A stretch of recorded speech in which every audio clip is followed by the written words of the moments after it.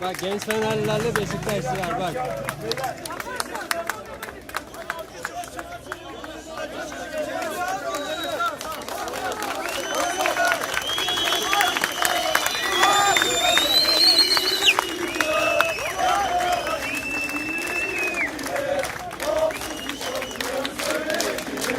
Çocuklar inanır, inanır çocuklar. Güzel günler göreceğiz, güneşli günler.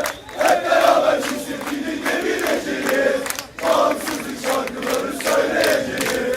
Çocuklar inanır, inanır çocuklar. Güzel günler göreceğiz, güneşli günler. Hep beraber çiftlikini devireceğiz. Bağımsızlık şarkıları söyleyeceğiz. Çocuklar inanır, inanır çocuklar.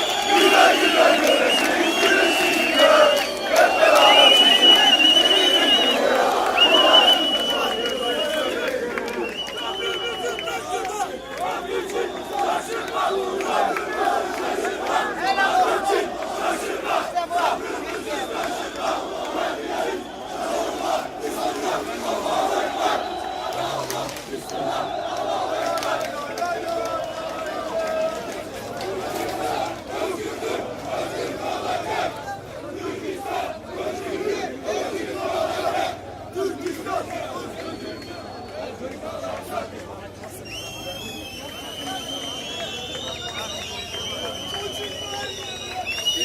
çocuklar, güzel günler göreceğiz, güneşli günler.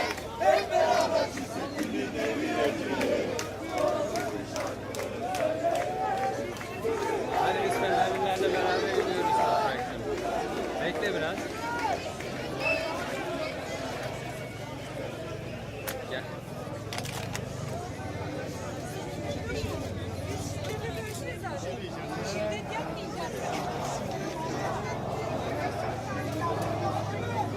Fenerbahçe'de Avreya. Beşiktaşların yanında Fenerliler az kaldı Toprak'cığım ya. 80 amcaoğlu bizim.